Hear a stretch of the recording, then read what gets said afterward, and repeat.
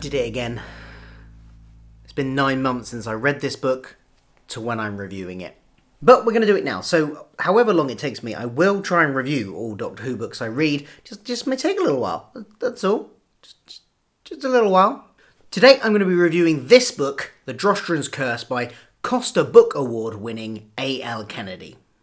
The Drostrans Curse is a 4th Doctor novel set predominantly in and around a Scottish golf resort, where several people have gone missing, mostly swallowed by the sand dunes. No, dunes? Bunkers. That's the word I'm looking for. Bunkers. You see, there's this living, sentient, psychic weapon that has been buried underneath where the golf course is for millennia, and it's starting to wake up, and it has a taste for human feelings, particularly those of resentment and anger and negative feelings. It likes eating and amplifying negative feelings. So this novel is actually an expansion on A.L. Kennedy's short story that she wrote for the Time Trips short story collection back in 2013. That one was called The Death Pit, and this is basically the same story as that, but with lots of material added on top to flesh out the story and make it into a full novel-length story. I have not read The Death Pit, so I can't really compare the two, but from what I've read, people seem to be of the opinion that this expanded version is the superior version of the story.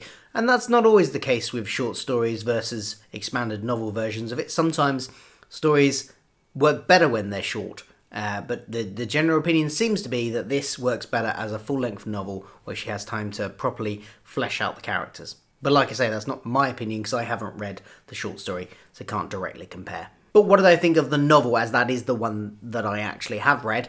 I liked it overall. I thought it was a very engaging book. One of the things she does is introduce us to 2 brand new companions, one-shot companions that are only in this story. They're not some of the Doctor's regular companions, which might have annoyed some 4th Doctor fans when they picked this up.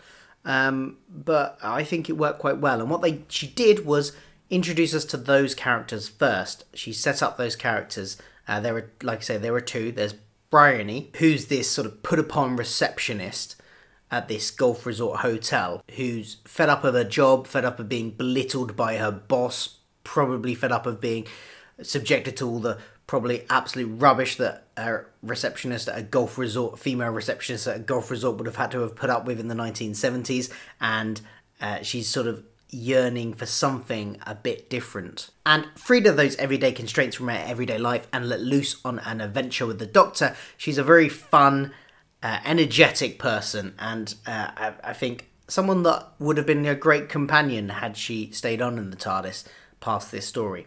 The other companion in this is sort of a comic relief character. Ian Patterson is an alien, he's going by the name Ian Patterson, is a alien bounty hunter who does not want to be a bounty hunter and is very, very, very not good at it. He's the worst bounty hunter you've probably ever seen. He's no Boba Fett. But basically he's on Earth to hunt for something that he's picked up signals from space, and he's going to take it back and get a bounty for it, presumably, and gets caught up with the Doctor's adventure. He's a kind of bumbling fool comedy character who most of the time has the best intentions, but ends up making things worse 90% of the time. But he's lovable while doing it. Yeah, it's quite nice to have that comedy character there, and you do really feel for him at some points. And he kind of has a little romantic plot going with Bryony as well. He's very nervous, very shy, and she's very outgoing and energetic. And I think he needs someone like that to bring out the best in him, which it does. And as I said, you kind of get introduced to these guys first, and then the Doctor a bit later on. You get introduced to these guys and the situation of people going missing, people being eaten by bunkers. And there's this one really arrogant golfer who's a nasty piece of work, and he really does not like this Ian Patterson. And he basically takes him to the bunker because he knows he's seen another bit. This guy has been disposing of people he doesn't like in the bunker because he's taken them to it knowing that they would get swallowed and eaten up, and he tries to do that to Ian as well. but Ian thankfully escapes, and that's how he gets sort of wrapped up into the whole adventure, and the Doctor finds him. There are only actually a couple of chapters sort of from the Doctor's point of view, and that's mostly when he's either talking to the owner of the golf course, the old lady, who I'll talk more about in a minute, or when he's locked in a sort of psychic battle with the creature, or he's trapped in a psychic prison by the creature. Again, I'll come to that in a minute as well, but they're the only two sort of main times you really get chapters that are from the Doctor's perspective. Most of them are either from Bryony's or from Ian's, which is nice, and I think works really well when you're got companions that you're not familiar with and you want to introduce them and get them developed. That's a good way of doing it. It's also good for people that may not be that familiar with the Fourth Doctor era. It's a good way of it's sort of like what they did with Rose when they brought the show back in 2005. You have an episode from the companion's point of view to introduce you to the Doctor, and I think this works really well in that regards to introduce maybe people that aren't familiar with the 12th Doctor to him as well. Talking of the Fourth Doctor, Kennedy here portrays the Fourth Doctor really well. I think very accurately to the TV incarnation. Tom Baker's characteristics while playing him, mannerisms and things like that. She produces that in text amazingly well, and you get a very clear idea of the sort of zaniness and slightly quirky alien nature that the Fourth Doctor really inhabited through the way she describes him and the way his dialogue is and things, which is very nice. And actually, that's one thing I had noticed when people were comparing the two, the short story and this version of the story, the full novel version of the story, is that apparently she does it much better in this version than she did in that version. She got a more clear, and that's probably again due to the amount of time she had to develop it, and the lack of constraints on word count and things meant that she probably had more space to do that. One line I really liked in it was when the Doctor's first appearance in the novel, he comes into the hotel reception and he's described physically, how she describes him is looking like he was dressed by a committee, which definitely encapsulates the Doctor's look as well, very well.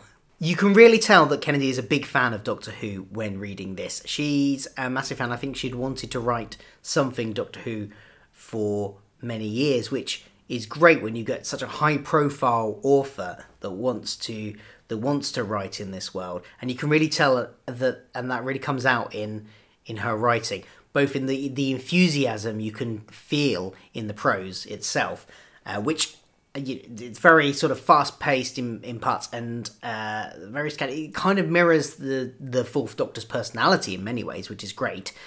And you can really feel the passion come across in the prose, but also in just like references she makes in the text as well. So you got loads of like references to things that the Doctor has encountered before, like the Wirren. I can never pronounce that word. Wirren.